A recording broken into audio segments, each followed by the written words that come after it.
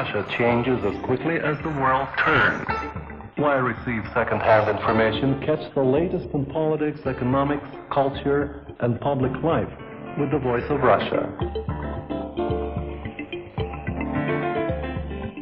Get a better perspective on what's going on in Russia and stay completely up to date on the events that are shaping the world.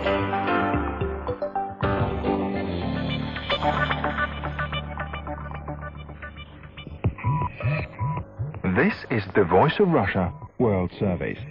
At 2200 UTC, we're opening transmissions to Latin America in the 31-meter band shortwave. Listeners in Asia can tune into our broadcasts on 463-meter band medium wave. And listeners in London, UK can hear us on digital radio. Please stand by for the news on the hour, followed by other features. And for more information on our broadcasts, please visit our website at english.iuvr.ru. I'll repeat the address of our website. It's english.iuvr.ru.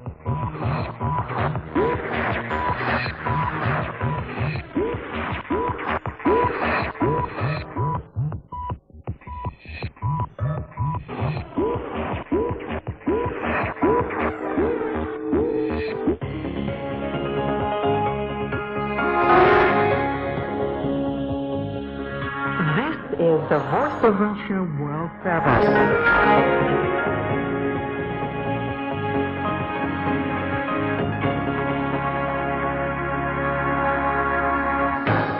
The Voice of Russia is broadcasting 24/7 to the whole world on AM, and you can hear us in London on digital radios. We're working for you, and all your suggestions and requests are most welcome. You can reach us at world@ruvr.ru.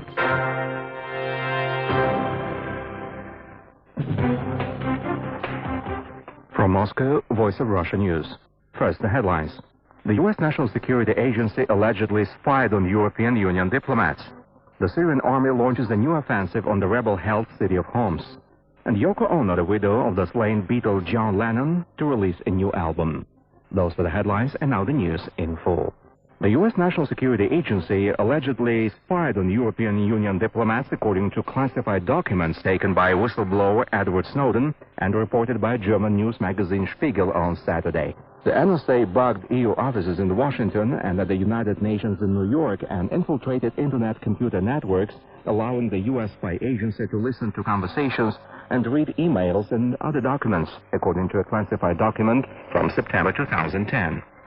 The NSA also allegedly conducted a wiretapping operation of the EU in Brussels for more than 5 years, Spiegel reports. The White House and the EU spokesman both declined to comment on the report. The Syrian troops launched an offensive on several rebel-held parts of Homs on Saturday, an NGO said, pounding the districts with air raids and mortar fire. Warplanes carried out 2 consecutive raids against areas under siege in Homs city, as well as carrying out heavy shelling against the same districts, the Syrian Observatory for Human Rights said. The shelling is focused on the neighborhoods of Khaldiya, Babhut, Hamadiyya, and Bustan al-Diwan. The troops said government forces were using mortar shells, rockets, tank shells, and heavy artillery in the assault. Fiji will send 318 more servicemen to the Golan Heights to beef up the peacekeeping mission deployed there, the country's Prime Minister Voreke Bainimarama said on Saturday. Speaking at a meeting with Russian Foreign Minister Sergei Lavrov in Moscow on Saturday, Bainimarama said Fiji had been asked to send 318 soldiers to the Golan Heights on June 22nd, in addition to the 192 soldiers already deployed in Iraq and 350 on the Sinai Peninsula. China staged a large military exercise in the ethnically divided Xinjiang region on Saturday, after dual clashes this week branded as terrorism killed at least 35 people. Tanks, military vehicles, and armed personnel blocked access to streets in Xinjiang's capital Urumqi, where at least 1,000 personnel carried out the exercise. France press reporter present at the scene said, with large sections of the city center shut down. The drill came ahead of the 4th anniversary of the July 5th of riots in Urumqi between members of China's mostly Muslim Uyghur ethnic minority and its Han majority, which left around 200 people dead. The recent unrest occurred ahead of celebrations for the Muslim Ramadan festival, which Uyghurs have said are repressed by local authorities. Official figures say 46% of Xinjiang's population is Uyghur, while another 39% are members of China's dominant Han majority. In recent decades, millions of Han have relocated to the region, which is rich in coal and gas, to find work in a settlement drive that has caused friction in the community. And Yoko Ono, the widow of the slain Beatle John Lennon, will be releasing a new album, Take Me to the Land of Hell, on September 17th on Chimera Music. The new LP comes 4 years after Ono's last full-length release, Between My Head and the Sky. Yoko Ono, who is 80, recorded Take Me to the Land of Hell in New York, where she produced the LP with Sean Lennon and Yuka Honda.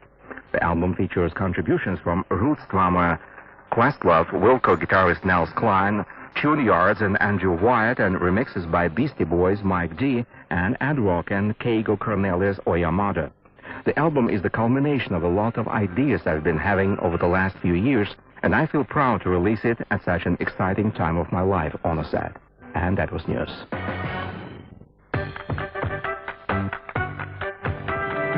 News, views, and culture, brought to you by the Voice of Russia.